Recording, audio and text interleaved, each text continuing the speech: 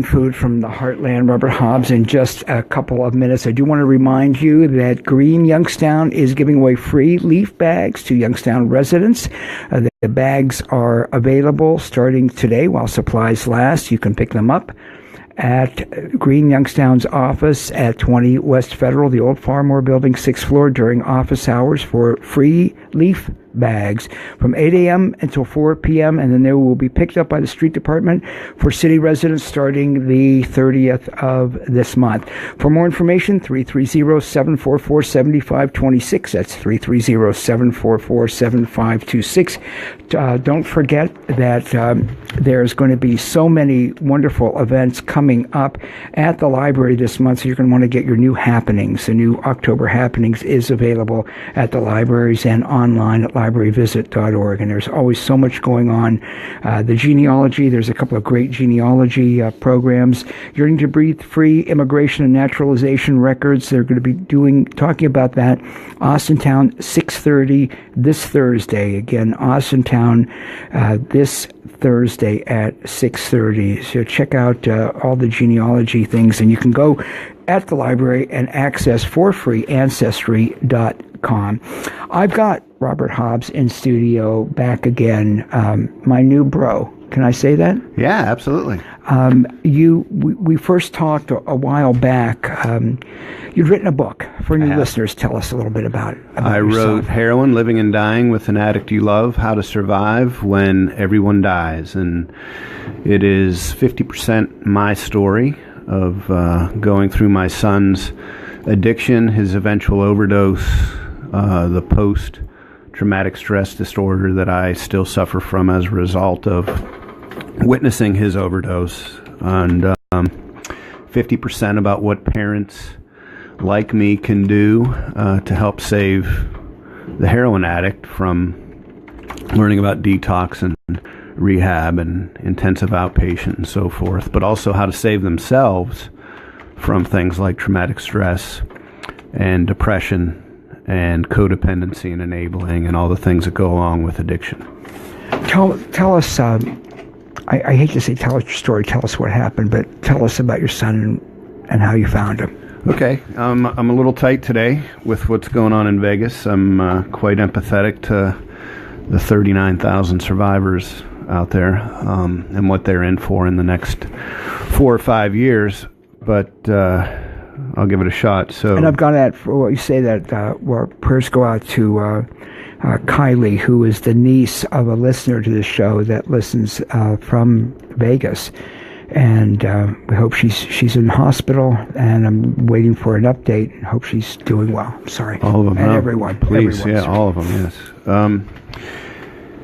I found my son started using drugs, benzos, Xanax, in 2006. He was a freshman in high school, and at the time, my wife and I felt that it was a phase that, all kids go through at some point, and that he'd come out of it, and he didn't.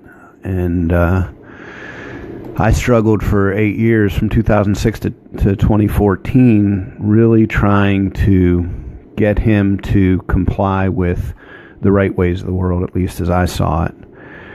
In 2014, I bailed him out of jail again, I should say. And that night he told me that he was a heroin addict. And I didn't even know at that time what heroin was. And I asked him if he would go to rehab, and he said he would, but he needed to wait a couple of days because he needed to do a few things with law enforcement in order to reduce his charges. Well, the following day, Tuesday, the 25th of February, 2014, I was on my way to work, and for whatever reason, I decided to go back in the house, and I think it was a divine intervention, and I wanted to tell him goodbye, and as I called for him and yelled for him, he didn't answer, and I just was overwhelmed with this feeling of dread, and I ended up breaking down a couple of doors to get into the bathroom where his body was blue, not breathing, and no pulse for what seemed like an eternity. It might have only been a couple of minutes, I don't know.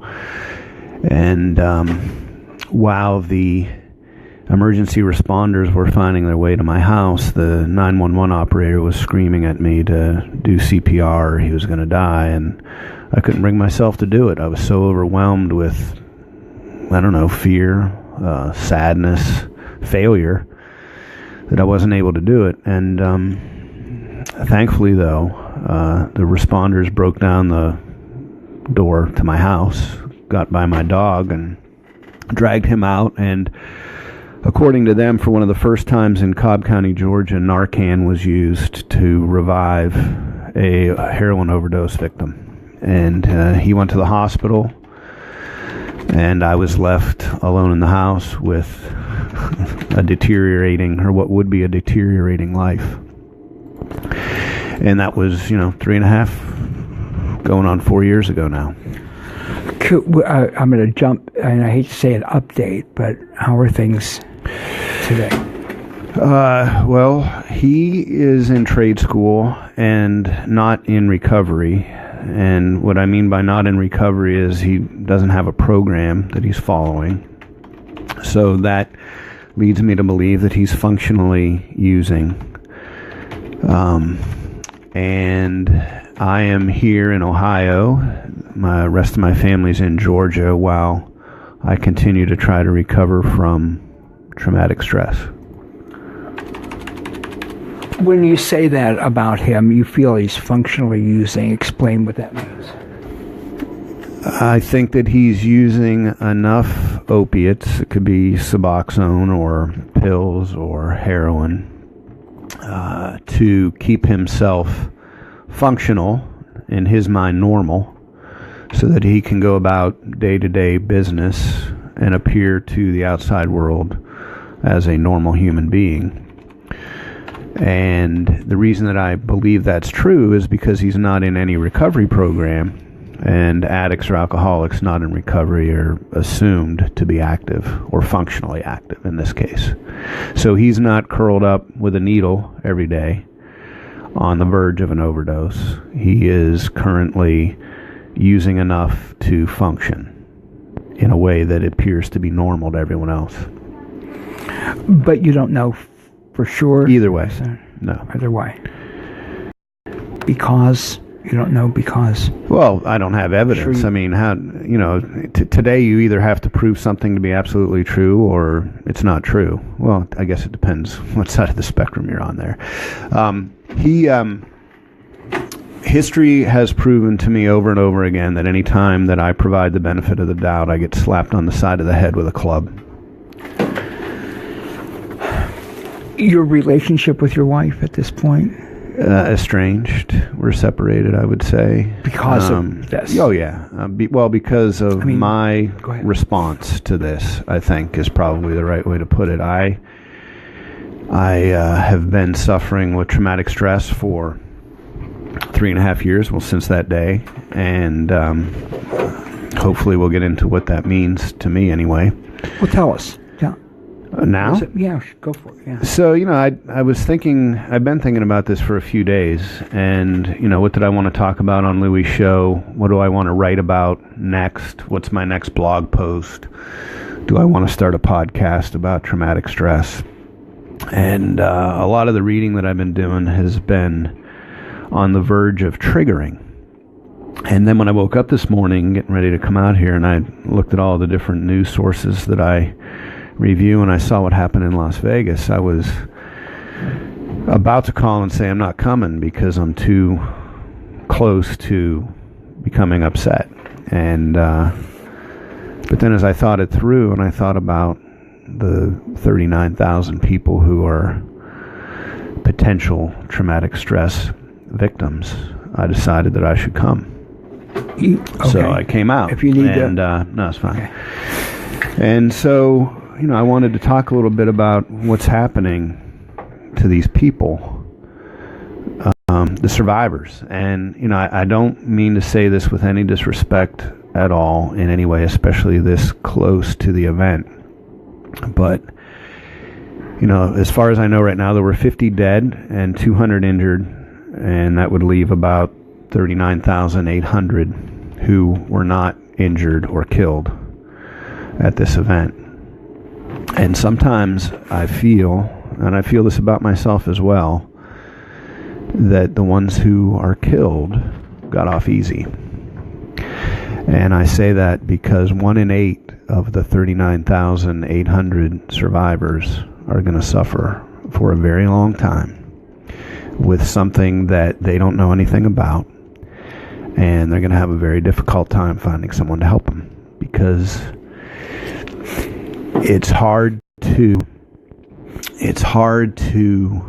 diagnose yourself as having a mental disorder of any kind. And if you are a victim of something like this, society tells you, you need to just get over it. You need to, get back to normal. And, like I said, for 7 and 8, they will get over this. Like, going to a funeral for a loved one, and a couple weeks later the mourning's over and they get back to life as it was.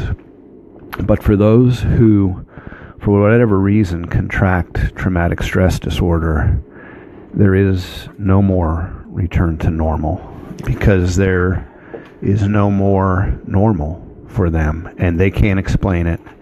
And unfortunately, in my experience so far, there's very few physicians who can explain it.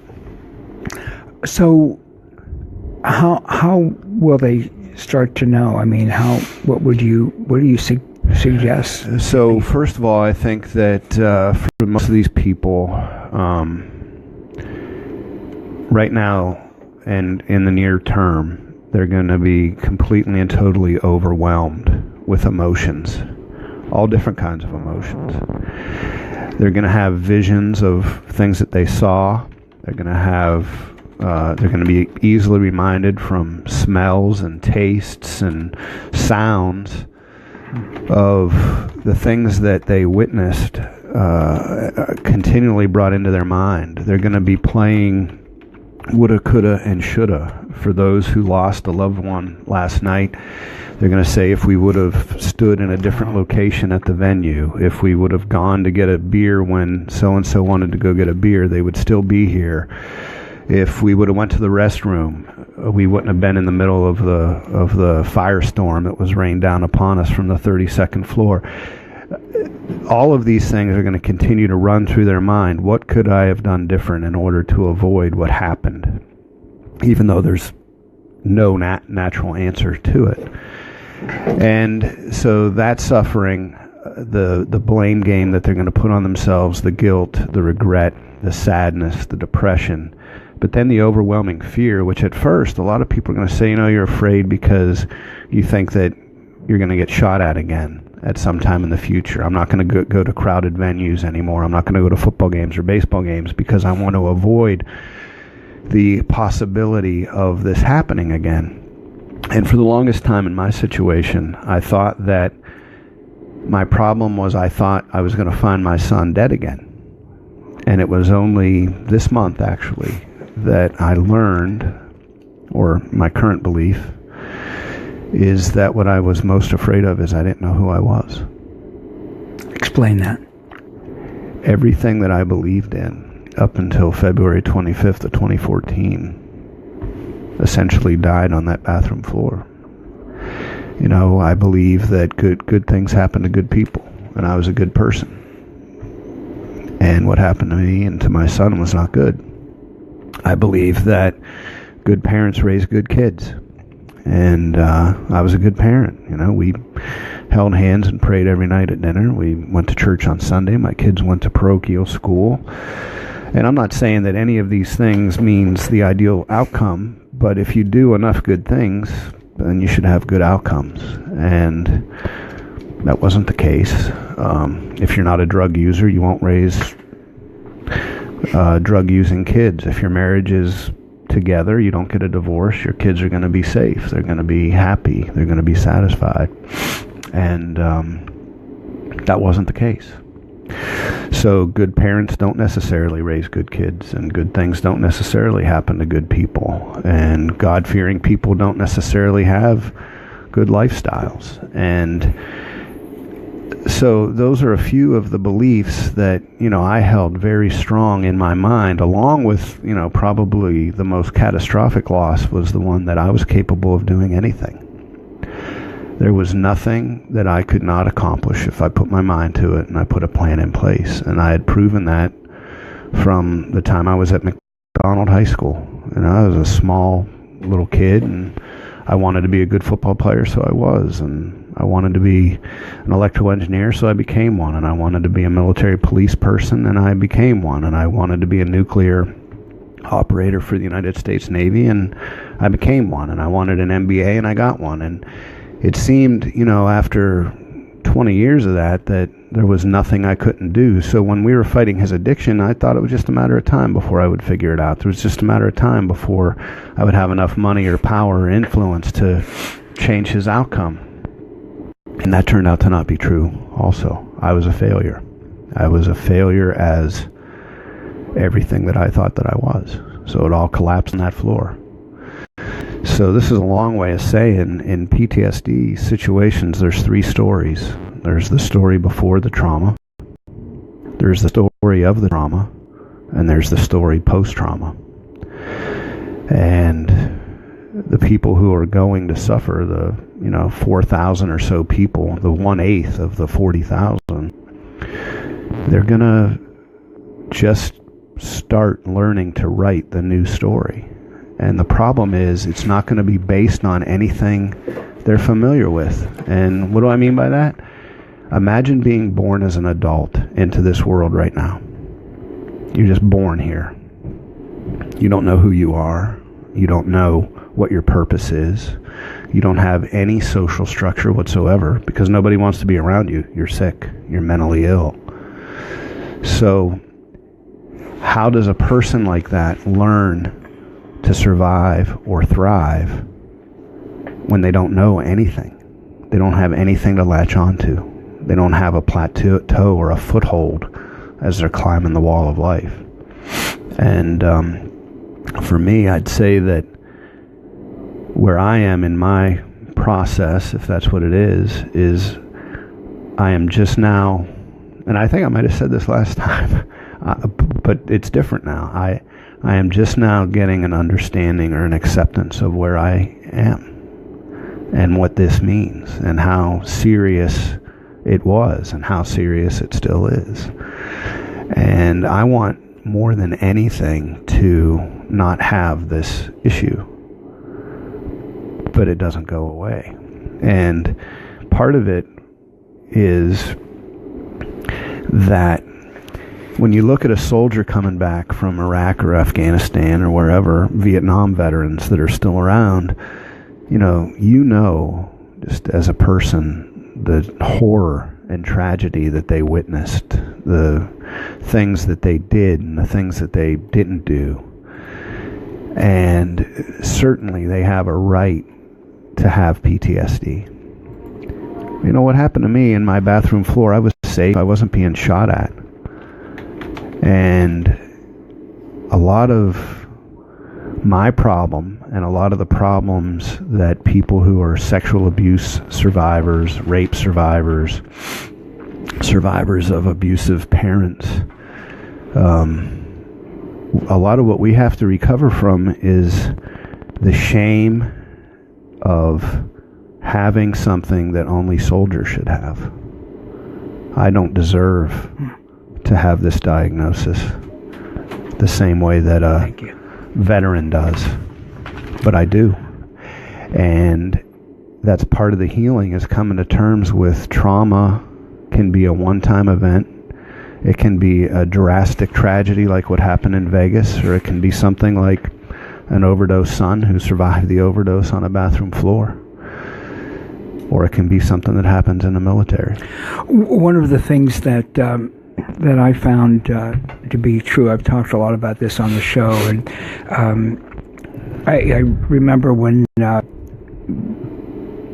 was coming to terms or remembering sexual abuse, and there was someone that said, and meant well, you should go, there's a group, you called the Help Me Group, et cetera, which ended up being awful. But one of the things that, because all people wanted to do was go around the circle and keep telling their story over and over, and you felt worse coming out than you did going in, and there was no healing, even though there was a therapist. Did you tell your story? Oh, yeah. Well, and what happened was, and I didn't want to make this about you, not me, but what happened was, and I remember X amount of weeks, another therapist I knew warned me, said, it's going to be all women there that were probably all abused by men. You're going to be the man in the room. It's not going to go well. And there were a lot of issues. But I remember them coming around, well, Louis, tell your story. I said, well, I told it a couple of weeks ago. Tell us again. Well, I don't want to, I don't want to dissolve in tears. I mean, it didn't seem to have a benefit. And the other thing was, people compared, well, yours was worse than mine. And people always, I think, in that scenario feel that if I would tell mine, say, well, that's worse than mine. There's no worse. It's, you know trauma better. I mean, you've obviously studied it much more than I. It is to you what it is to you. There's no, it was worse if you were closer to someone that in Vegas that got shot or further away. The trauma's the trauma. And I'm sure some soldiers do that too. Well, mine wasn't as bad as his, or his was worse than mine, right? Yeah. So, how weak of a person am I that, I have PTSD when, soldiers who were under threat of bomb on a continuous basis don't have it. This was your son, and you were right. This is the little boy that you raised. But the point is that of the soldiers, 7 and 8 come home without. Potentially. Do they? Well, you think? I mean, I don't know. I don't know. You studied it more than I. I don't know that we can trust statistics. We know of 1 of 8 maybe, but. I think that trauma and the level that it levels you is based on your beliefs and your values prior to the trauma, and then how that event changed, destroyed, annihilated what you believe to be true, and not over a period of time, like going to college and taking a class on the philosophy of sex and love, where you can learn that this type of sex really isn't the taboo that you were taught that it was previously, where it's kind of a gradual thing. It's like an instantaneous annihilation of what you believe to be true. And when everything you believe to be true is instantly annihilated, at the other end of it, what's left? If I can't believe in my relationships, and I can't believe in my God, and I can't believe in my own self-determination, what's left? If I did everything right and my life ended up screwed up anyway, why should I keep trying to do everything right again? But you do, correct? But I do. What drives you to do that? I'd like to take credit for it, but I think it's my therapists and my psychiatrist and my psychologist. But you got to be taken, well, in fairness to as good as you feel they are, you've got to... Well, they're not all, just the ones that most recently talked to me. The ones that most recently, because first to say there's a lot of bad ones out there. I mean, I've certainly experienced a lot of bad ones, but that doesn't mean there aren't good ones. That's right. You just sometimes, what I would tell people when they say, well, I went to a therapist and I didn't like him or I didn't like her. I said, so if you had high blood pressure and you went to a doctor or whatever, you busted your arm and they didn't set it right, you wouldn't stop going. You go until you find someone that will that can properly treat. You don't just stop. Right. And especially we're talking about your mental health. And we've seen it. We see it with medical doctors. I think most of us have seen it with someone that you don't work well with or doesn't solve it, and you keep going until you find someone that finds out what's wrong and can fix it. Right. But you've got to do the other thing is that if it's giving you a medication, you've got to take the medication. If it's working through some of the issues, you've got to be there talking about them. So you got to give yourself some credit, Robert, in this, right? Right. It's not external. You've got to. I got to do the work. What's the how many psychologists does it take to change a light bulb? Well, the light bulb's got to want to change. Well, I mean, it's the joke, but you've got to want to change, right? I mean, you've got to want to be better. I want to feel better. I want to feel better physically. And, that's part of the condition that is probably, at least for me, the most obvious is constant, and I'm feeling it right now. I don't know if you can tell, but constant physical pain, constant physical discomfort. And it's a result of stress hormones being poured into my body because my brain can't tell the difference between what's just in my head and the real event that occurred to me, the real stress causing issue. So a trigger can happen for me at any time, and kind of like right now, I'm feeling pretty tight. And it becomes very fatiguing for people to be constantly defending themselves against something that is only in their head, and they get tired out. So the topic of this conversation, in order for me to show that I can concentrate and focus a little bit, was what part do I play in this? And the part that I play in this is I want to feel better. I don't want to feel this continuous level of stress and discomfort in my body continuously, because there's no rest from it. There's no way away from it. And obviously you're willing to do what it will take. Someone, again, being the king of the bad analogy, as dubbed by family and people close to me. But if somebody wants to, they want to have big biceps, okay, they may want to, but they've got to start doing curls. I mean, obviously, I'm not a lifter, so I don't know what really? to talk about. Yeah, but thanks. Good. But you know what I mean. You've got to, if somebody wants to have a flatter stomach, then they've got to, eat properly and do sit-up or whatever. So it's one thing to want it; it's another thing to do it. And obviously, you're doing what it's taking, even though you're not going to have overnight results. It's a long process. Knowing never have results. May never. That's what I'm learning is some people don't. I guess I'm lucky in that my condition was discovered, by people. In my book, and I don't know if we talked about it here before, but I was forced into treatment by my executive assistant at work, and she just got so overly concerned about me. She's like, I don't care what we have to do, we're going to find you someone to talk to. And we went through the employee assistance program, which was a waste of time, total waste of time, because the therapists were terrible. But she did not give up on finding me someone to talk to, and eventually we ended up in a good place. And the important thing for people to know, or I guess a takeaway, I don't know where we are with the segment, but is that you got to take the medicines that are prescribed, because your physiology in a traumatic stress situation changes whether you want it to change or not. It did. Your brain goes into its own world in order to protect you, and it produces or doesn't produce hormones and serotonin based on your situation. And if you don't take the medication from your prescribing physician, you're going to feel terrible and not be able to focus on the treatment side of it, which is talking about your trauma or talking about the outcomes caused by your trauma or your post-traumatic stress disorder. So I wasn't able to talk about it until I was medicated.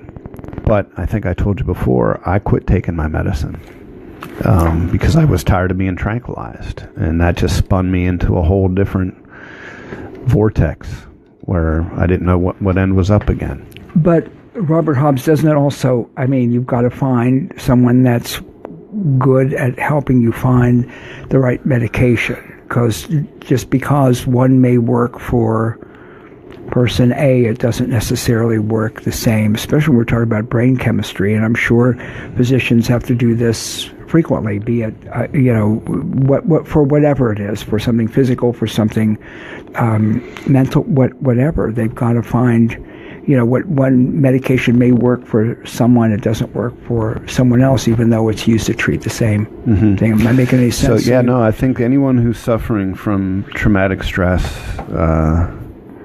they've got to get with an expert in traumatic stress. I think going to a family doctor and getting a Zoloft prescription is one of the worst things that's happened in America, because that person goes in, they get medicated, they feel a little bit better, they feel crappy instead of shitty, and they don't go to treatment, and they only went to their family doctor.